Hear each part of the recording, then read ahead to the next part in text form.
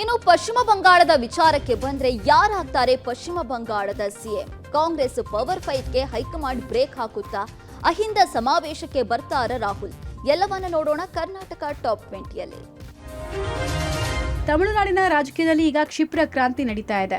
1972ರ ಜನಪ್ರಿಯ ನಟ ದಿವಂಗತ MG ರಾಮಚಂದ್ರನ್ ಅವರಿಂದ ಸ್ಥಾಪಿತವಾದ AIADMK ಈಗ ಒಡೆದು ಹೋಳಾಗುತ್ತಾ ಅನ್ನೋ ಅನುಮಾನ ಮೂಡಿದೆ.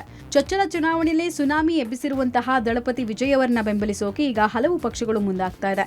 ಈ ಮಧ್ಯೆ TVK ಬೆಂಬಲಿಸೋ ವಿಚಾರದಲ್ಲಿ AIADMK ಪಕ್ಷದ ಶಾಸಕರ ನಡುವೆ ಭಿನ್ನಮತ ಮೂಡಿದ್ದು 30ಕ್ಕೂ ಹೆಚ್ಚು ಶಾಸಕರು ಪಕ್ಷ ತೊರೆಯುವ ಎಚ್ಚರಿಕೆ ಕೊಟ್ಟಿದ್ದಾರೆ. ಅಣ್ಣಾ DMK ಪಕ್ಷದ 47 ಶಾಸಕರಲ್ಲಿ 30ಕ್ಕೂ ಹೆಚ್ಚಿನ ಶಾಸಕರು ಹೊಸ ಸರ್ಕಾರ ರಚನೆಗೆ TVK ಬೆಂಬಲಿಸುವಂತೆ ವರಿಷ್ಠರಿಗೆ ಒತ್ತಾಯಿಸಿದ್ದಾರೆ. ಶೀಘ್ರದಲ್ಲೇ ನಿರ್ಧಾರ ಕೈಗೊಳ್ಳದೇ ಇದ್ರೆ 30ಕ್ಕೂ ಹೆಚ್ಚು ಶಾಸಕರು ಪಕ್ಷ ತೊರೆದು ಸ್ವತಂತ್ರವಾಗಿ TVK ಬೆಂಬಲಿಸುವುದಾಗಿ ಎಡಪ್ಪಾಡಿ ಕೆ ಪಳನಿಸ್ವಾಮಿಗೆ ಎಚ್ಚರಿಕೆ ಕೊಟ್ಟಿದ್ದಾರೆ. ಇದರಿಂದ ಇವತ್ತು ನಡೆಯಬೇಕಾಗಿದ್ದ AIADMKಯ ಪ್ರಮುಖ ಶಾಸಕರ ಸಭೆಯನ್ನ ಕೂಡ ಮುಂದೂಡಲಾಗಿದೆ. ಮತ್ತೊಂದು ಕಡೆ ಪಕ್ಷದ ಹಿರಿಯ ನಾಯಕ CV ಷಣ್ಮುಗಂ ಅತೃಪ್ತ ಶಾಸಕನ ನೇತೃತ್ವ ವಹಿಸ್ತಾ ಇದ್ದು ಅವರ ನಿವಾಸದಲ್ಲಿ ಪ್ರಮುಖ ಸಭೆ ನಡೆಯುವ ಸಾಧ್ಯತೆ ಇದೆ. ತಮಿಳುನಾಡಲ್ಲಿ ವಿಜಯ್ ಯುಗಾರಂಭ ಆಗಿದೆ. 108 ಸ್ಥಾನಗಳನ್ನು ಪಡೆದಿರುವ ವಿಜಯ್ಗೆ ಮೈತ್ರಿ ಅಗತ್ಯ ಎಷ್ಟಿದೆಯೋ ಅಷ್ಟು ತಮ್ಮ ಶಾಸಕರನ್ನು ಉಳಿಸಿಕೊಳ್ಳೋದು ಕೂಡ ತುಂಬಾ ಇಂಪಾರ್ಟೆಂಟ್. ಈ ಮೂಲಕ ತಮಿಳುನಾಡಲ್ಲಿ ರೆಸಾರ್ಟ್ ಪಾಲಿಟಿಕ್ಸ್ ಶುರುವಾಗಿದೆ. TVK ನೂತನ ಶಾಸಕರು ರೆಸಾರ್ಟ್ಗೆ ಶಿಫ್ಟ್ ಆಗಿದ್ದಾರೆ. ಮಹಾಬಲಿಪುರಂನ ಚೆಂಗಲ್ಬಟ್ಟುವಿನ ಹೋಟೆಲ್ಗೆ ಶಿಫ್ಟ್ ಆಗಿದ್ದಾರೆ. ಇತರೆ ಪಕ್ಷಗಳ ಬೆಂಬಲದ ನಡುವೆ ಶಾಸಕರ ರಕ್ಷಣೆ ಕೂಡ ವಿಜಯ್ಗೆ ಅನಿವಾರ್ಯ ಆಗಿದ್ದು ಈ ನಿಟ್ಟಿನಲ್ಲಿ ವಿಜಯ್ ಎಚ್ಚರಿಕೆ ಹೆಜ್ಜೆ ಇಟ್ಟಿದ್ದಾರೆ. ಈಗ ವಿಜಯ್ ಕೇವಲ ಬೆಂಬಲ ಪಡೆಯೋದಷ್ಟೇ ಅಲ್ಲದೆ ಸರ್ಕಾರದಲ್ಲಿ ಸ್ಥಿರತೆ ಕಾಯ್ದುಕೊಳ್ಳಬೇಕಾಗಿದೆ. ತಮಿಳುನಾಡಲ್ಲಿ ವಿಜಯ್ ರಾಜಕೀಯ ಸುನಾಮಿ ಜೋರಾಗಿ ಬೀಸ್ತಾ ಇದೆ. ವಿಜಯ್ ಹಳೆಯ ಫೋಟೋಗಳು ಈಗ ವೈರಲ್ ಆಗ್ತಾ ಇದೆ. ಖ್ಯಾತ ನಿರ್ದೇಶಕ ರಾಮ್ ಗೋಪಾಲ್ ವರ್ಮಾ ಅಪರೂಪದ ಫೋಟೋವೊಂದನ್ನು ಸೋಷಿಯಲ್ ಮೀಡಿಯಾದಲ್ಲಿ ಹಂಚಿಕೊಂಡಿದ್ದಾರೆ. DMK ಮುಖಂಡ ದಿವಂಗತ M ಕರುಣಾನಿಧಿ ಅವರ ಹಿಂದೆ ವಿಜಯ್ ನಿಂತಿರುವ ಹಳೆಯ ಫೋಟೋ ಶೇರ್ ಮಾಡಿಕೊಂಡಿದ್ದಾರೆ. ತನ್ನ ಹಿಂದೆ ನಿಂತಿರುವ ಈ ಹುಡುಗ ಒಂದಿನ ತಮ್ಮ ಪಕ್ಷವನ್ನೇ ನಾಶ ಮಾಡ್ತಾನೆ ಅಂತ ಕರುಣಾನಿಧಿ ಅವರು ಕನಸಲು ಯೋಚನೆ ಮಾಡಿರಲಿಲ್ಲ ಅಂತ ವರ್ಮಾ ಬರೆದುಕೊಂಡಿದ್ದಾರೆ. ಈ ಫೋಟೋ ಸಖತ್ ವೈರಲ್ ಆಗ್ತಿದೆ. ಪಶ್ಚಿಮ ಬಂಗಾಳದಲ್ಲಿ ಅಭೂತಪೂರ್ವ ಗೆಲುವು ಸಾಧಿಸಿರುವ ಬಿಜೆಪಿ ಇದೀಗ ಮೊದಲ ಬಾರಿ ಸರ್ಕಾರ ರಚನೆಗೆ ಸಿದ್ಧತೆ ನಡೆಸಿದ್ದು ಶಾಸಕಾಂಗ ಪಕ್ಷದ ನಾಯಕನ ಆಯ್ಕೆಗೆ ಸ್ವತಃ ಕೇಂದ್ರ ಗೃಹ ಸಚಿವ ಅಮಿತ್ ಶಾ ಅವರನ್ನು ಪಕ್ಷದ ಕೇಂದ್ರ ವೀಕ್ಷಕರನ್ನಾಗಿ ನೇಮಿಸಲಾಗಿದೆ. ಇಂದು ಶಾಸಕಾಂಗ ಪಕ್ಷದ ಸಭೆ ನಡೆಸಿ ಮುಖ್ಯಮಂತ್ರಿ ಆಯ್ಕೆ ಆಗಬೇಕಿತ್ತು. ಆದರೆ ಸಭೆಯನ್ನ ಮುಂದೂಡಲಾಗಿದ್ದು ಮೇ 8ರಂದು ಸಭೆ ನಡೆಯಲಿದ್ದು ಅಂದೇ ಮುಖ್ಯಮಂತ್ರಿಯ ಹೆಸರು ಘೋಷಿಸಿ ಮರುದಿನ ಪ್ರಮಾಣ ವಚನ ಕಾರ್ಯಕ್ರಮ ನಡೆಸಲು ತೀರ್ಮಾನಿಸಿದೆ. ಈ ನಡುವೆ ಮುಖ್ಯಮಂತ್ರಿ ಹುದ್ದೆಗೆ ಸುವೇಂದು ಅಧಿಕಾರಿ ಮತ್ತು ದಿಲೀಪ್ ಘೋಷ್ ಹೆಸರು ಹೆಚ್ಚು ಚರ್ಚೆಯಲ್ಲಿದ್ದು ಸುವೇಂದು ಅಧಿಕಾರಿ ಬಹುತೇಕ ಮುಖ್ಯಮಂತ್ರಿಯಾಗಬಹುದು ಎನ್ನಲಾಗುತ್ತಿದೆ. ಅಸ್ಸಾಂನಲ್ಲಿ ಮೇ 12ರಂದು ನೂತನ ಮುಖ್ಯಮಂತ್ರಿ ಪ್ರಮಾಣ ವಚನ ಸ್ವೀಕರಿಸಲಿದ್ದಾರೆ. ಸತತ 3ನೇ ಬಾರಿಗೆ ಹಿಮಂತ ಬಿಸ್ವಾ ಶರ್ಮಾ ಮುಖ್ಯಮಂತ್ರಿಯಾಗಲಿದ್ದಾರೆ. ರಾಜ್ಯ ಕಾಂಗ್ರೆಸ್ನಲ್ಲಿ ಕುರ್ಚಿ ಫೈಟ್ಗೆ ಇನ್ನೂ ಮುಕ್ತಿ ಸಿಕ್ಕಿಲ್ಲ. ಪಂಚರಾಜ್ಯಗಳ ಚುನಾವಣೆ ಮುಗಿಲಿ ಎಂದು ಹೈಕಮಾಂಡ್ ಸಬೂಬು ನೀಡ್ತಿತ್ತು. ಆದ್ರೀಗ ಎಲೆಕ್ಷನ್ ರಿಸಲ್ಟ್ ಕೂಡ ಬಂದಿದ್ದು ಕಾಂಗ್ರೆಸ್ ಪವರ್ ಫೈಟ್ಗೆ ಹೈಕಮಾಂಡ್ ಸ್ಪೀಡ್ ಬ್ರೇಕರ್ ಹಾಕಲೇಬೇಕಿದೆ. ರಾಜ್ಯ ನಾಯಕರು ಎಷ್ಟೇ ಆತುರ ಮಾಡಿದ್ರು, ಒತ್ತಾಯ ಹಾಕಿದ್ರು ತರಾತುರಿ ಇಲ್ಲದೆ ಮೇ 10ರ ನಂತರ ಕರೆದು ಮಾತನಾಡುವ ಸಂದೇಶವನ್ನ ಹೈಕಮಾಂಡ್ ನೀಡಿದೆ. ಮೇ 15ರ ನಂತರ ರಾಜ್ಯ ಕಾಂಗ್ರೆಸ್ ಪಾಲಿಗೆ ನಿರ್ಣಾಯಕ ಹಂತ ಆಗಲಿದೆ. ಕುರ್ಚಿ ಬ್ಯಾಟಲ್ನಲ್ಲಿ ಸಿಎಂ ಒನ್ ಲೈನ್ ಅಜೆಂಡಾದಲ್ಲಿದ್ದಾರೆ. ಬೆಂಗಳೂರಿನಲ್ಲಿ ಸಿಎಂ ಸಿದ್ದರಾಮಯ್ಯ ಮಾತನಾಡಿ ಹೈಕಮಾಂಡ್ ಹೇಳಿದ್ರೆ 5 ವರ್ಷ ಇರ್ತೇನೆ, ಹೈಕಮಾಂಡ್ ಹೇಳಿದಂತೆ ಕೇಳ್ತೇನೆ, ಹೈಕಮಾಂಡ್ಗೆ ನಾನೇನು ಟೈಮ್ ಕೇಳಿಲ್ಲ, ಹೈಕಮಾಂಡ್ ಕರೆದಾಗ ಮಾತ್ರ ದೆಹಲಿಗೆ ಪ್ರಯಾಣ ಅಂತ ಸಿಎಂ ಹೇಳಿದ್ದಾರೆ. ಇತ್ತ ಮೇ ಅಂತ್ಯದ ಒಳಗೆ ಕುರ್ಚಿ ಬದಲಾವಣೆಗೆ DK ಟೀಮ್ ಪಣ ತೊಟ್ಟಿದೆ. ಬೆಂಗಳೂರಿನಲ್ಲಿ G ಪರಮೇಶ್ವರ್ ಮಾತಾಡಿ ಗೊಂದಲಗಳು ಬಗೆಹರಿಯಲೇಬೇಕು, ಹೈಕಮಾಂಡ್ ಗೊಂದಲ ಬಗೆಹರಿಸೋ ವಿಶ್ವಾಸ ಇದೆ ಎಂದಿದ್ದಾರೆ. ದಿಲ್ಲಿಗೆ ಕರೆದ್ರೆ ಹೋಗ್ತೀನಿ, ಇಲ್ಲಿ ನಾನೇ ಹೋಗ್ಬೇಕಾದ್ರೆ ರಾಹುಲ್ ಗಾಂಧಿ ಅಪಾಯಿಂಟ್ಮೆಂಟ್ ಕೊಟ್ಟಾಗ ಹೋಗ್ತೀನಿ. ಗೊಂದಲ ಬಗೆಹರಿಲೇಬೇಕು. ನಮ್ಮ ಉದ್ದೇಶ ಇರೋದು ಆಡಳಿತದ ಮೇಲೆ ಪರಿಣಾಮ ಆಗಬಾರ್ದು ಅನ್ನೋದಷ್ಟೇ.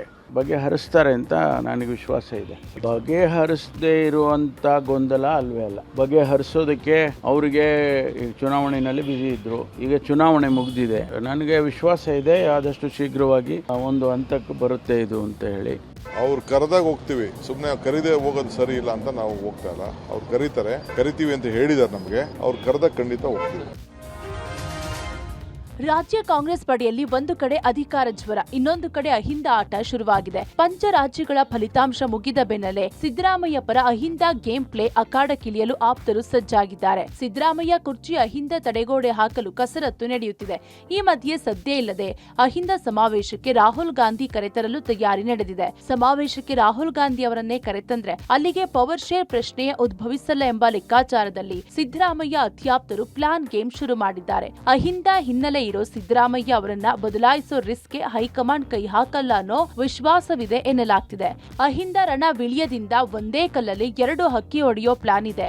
ಅಹಿಂದ ದಾಳ ಮೂಲಕ ಸಿದ್ದರಾಮಯ್ಯ ಕುರ್ಚಿ ರಕ್ಷಣೆ ಗುರಿ ಒಂದಾದ್ರೆ ಸಮಾವೇಶ ನಡೆಸಿ ಅಹಿಂದ ಬಲ ಪ್ರದರ್ಶನಕ್ಕೂ ತಾಲೀಮು ನಡೆಸಲಿದೆ. ರಾಹುಲ್ ಗಾಂಧಿ ಆಹ್ವಾನಕ್ಕೆ ಸತೀಶ್ ಜಾರಕಿಹೊಳಿ ನೇತೃತ್ವದಲ್ಲಿ ಸದ್ಯದಲ್ಲೇ ದೆಹಲಿಗೆ ನಿಯೋಗ ತೆರಳಲಿದೆ. ಶೃಂಗೇರಿ ಶಾಸಕರಾಗಿ ಬಿಜೆಪಿಯ ಜೀವರಾಜ್ ಪ್ರಮಾಣ ವಚನ ಸ್ವೀಕರಿಸಿದ್ದಾರೆ. ಪ್ರಮಾಣ ವಚನ ಬೋಧನೆ ವಿಳಂಬ ಎಂದು ಆರೋಪಿಸಿ ಜೀವರಾಜ್ ಲೋಕಭವನದ ಕದ ತಟ್ಟಿದ್ರು. ಗವರ್ನರ್ ಕೂಡ ಸ್ಪೀಕರ್ ಖಾದರ್ಗೆ ಗರಂ ಆಗಿ ಪತ್ರ ಬರೆದು ತಕ್ಷಣವೇ ಪ್ರಮಾಣ ವಚನ ಬೋಧಿಸುವಂತೆ ಖಡಕ್ ಸೂಚನೆ ನೀಡಿದ್ರು. ಹೈಕೋರ್ಟ್ ಆದೇಶದಂತೆ ಮರು ಎಣಿಕೆ ನಡೆಯಿತು. ಜೀವರಾಜ್ ಗೆದ್ದಿದ್ದಾರೆ. ಚುನಾವಣಾ ಆಯೋಗವು ಪ್ರಮಾಣ ಪತ್ರ ಕೊಟ್ಟಿದೆ. ಸಂವಿಧಾನದ 188ನೇ ವಿಧಿಯನ್ವಯ ಜೀವರಾಜ್ ಶಾಸಕರಾಗಿ ಪ್ರಮಾಣ ಸ್ವೀಕರಿಸೋದು ಅವರ ಹಕ್ಕು. ಪ್ರಮಾಣ ವಚನ ಬೋಧಿಸೋದು ಸ್ಪೀಕರ್ ಆದ ನಿಮ್ಮ ಕರ್ತವ್ಯ. ನೀವು ಈ ಕೂಡಲೇ ಪ್ರಮಾಣ ವಚನ ಬೋಧಿಸಲು ಕ್ರಮ ವಹಿಸಿ ಎಂದು ರಾಜ್ಯಪಾಲರು ಪತ್ರ ಬರೆದಿದ್ರು. ರಾಜ್ಯಪಾಲರ ಆದೇಶದ ಮೇರೆಗೆ ಸ್ಪೀಕರ್ ಜೀವರಾಜ್ಗೆ ಪ್ರಮಾಣ ವಚನ ಬೋಧಿಸಿದ್ರು. ಅಹಮದಾಬಾದ್ನ ನರೇಂದ್ರ ಮೋದಿ ಕ್ರೀಡಾಂಗಣದಲ್ಲಿ ಮೇ 31ರಂದು ಐಪಿಎಲ್ ಫೈನಲ್ ಪಂದ್ಯ ನಡೆಯಲಿದೆ ಎಂದು ಬಿಸಿಸಿಐ ದೃಢಪಡಿಸಿದೆ. ಪ್ಲೇ ಆಫ್ ಹಾಗೂ ಫೈನಲ್ ವೇಳಾಪಟ್ಟಿಯನ್ನು ಬಿಸಿಸಿಐ ಪ್ರಕಟಿಸಿದೆ. ಕ್ವಾಲಿಫೈಯರ್ 1 ಪಂದ್ಯ ಮೇ 26ರಂದು ಧರ್ಮಶಾಲಾದ HPCA ಕ್ರೀಡಾಂಗಣದಲ್ಲಿ ನಡೆಯಲಿದೆ. ಎಲಿಮಿನೇಟರ್ ಪಂದ್ಯ ನ್ಯೂ ಚಂಡೀಗಢದಲ್ಲಿ, ಕ್ವಾಲಿಫೈಯರ್ 2 ಪಂದ್ಯ ಮೇ 29ಕ್ಕೆ ಅಹಮದಾಬಾದ್ನಲ್ಲಿ ನಡೆಯಲಿದೆ. ಹಾಲಿ ಚಾಂಪಿಯನ್ಸ್ ಆರ್ಸಿಬಿಯ ತವರು ತಾಣ ಬೆಂಗಳೂರಿನ ಚಿನ್ನಸ್ವಾಮಿಯಲ್ಲಿ ನಡೆಯಬೇಕಿರುವ ಫೈನಲ್ ಪಂದ್ಯ ಕರ್ನಾಟಕದ ಎಂಎಲ್ಎ, ಎಂಎಲ್ಸಿ ಮತ್ತು ಎಂಪಿಗಳಿಗೆ ವಿತರಿಸಲಾಗುತ್ತಿರುವ ಉಚಿತ ಟಿಕೆಟ್ನ ವಿಚಾರದಿಂದಾಗಿ ಬೇರೆಡೆ ಶಿಫ್ಟ್ ಆಗಿದೆ ಎನ್ನಲಾಗ್ತಿದೆ.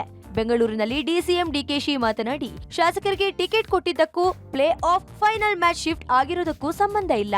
ಏನೋ ಒತ್ತಡ ಹಾಕಿ ಪ್ರಭಾವ ಬೀರಿ 1 ಲಕ್ಷ ಜನ ನೋಡ್ತಾರೆ ಅಂತ ಶಿಫ್ಟ್ ಮಾಡಿರಬಹುದು ಎಂದಿದ್ದಾರೆ.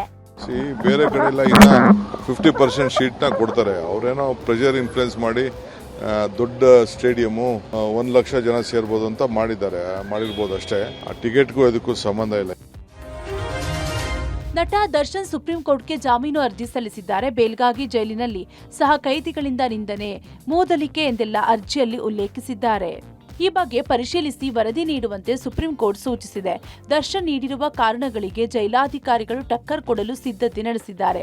ಶೀಘ್ರವೇ ದರ್ಶನ್ಗೆ ನೀಡಿರುವ ಸವಲತ್ತುಗಳ ಬಗ್ಗೆ ಸಾಕ್ಷ್ಯಗಳೊಂದಿಗೆ ವರದಿ ನೀಡಲಿರುವ ಕಾರಾಗೃಹ ಇಲಾಖೆ ಸಿದ್ಧತೆ ನಡೆಸಿದೆ. ಜೈಲಿನ ನಿಯಮ ಮತ್ತು ಸವಲತ್ತುಗಳು, ದರ್ಶನ್ ಸೆಲ್ ವಿಡಿಯೋ, ಸಿಸಿಟಿವಿ ಸಾಕ್ಷ್ಯ ಸಮೇತ ಇನ್ನೆರಡು ದಿನದಲ್ಲಿ ಸುಪ್ರೀಂ ಕೋರ್ಟ್ಗೆ ವರದಿ ಸಲ್ಲಿಸುವ ಸಾಧ್ಯತೆ ಇದೆ. ಸಹ ಕೈದಿಗಳ ಜೊತೆ ನಟ ದರ್ಶನ್ಗೆ ಸಂಪರ್ಕವೇ ಇಲ್ಲ ಅಂತ ಅಧಿಕಾರಿಗಳು ವರದಿ ನೀಡಲಿದ್ದಾರೆ. ಅಲ್ಲದೆ ಬೇಲ್ಗಾಗಿ ದರ್ಶನ್ ಕೊಟ್ಟ ಕಾರಣಗಳಲ್ಲಿ ಟ್ರಯಲ್ ವಿಳಂಬ ಅಂತ ಉಲ್ಲೇಖಿಸಲಾಗಿದೆ.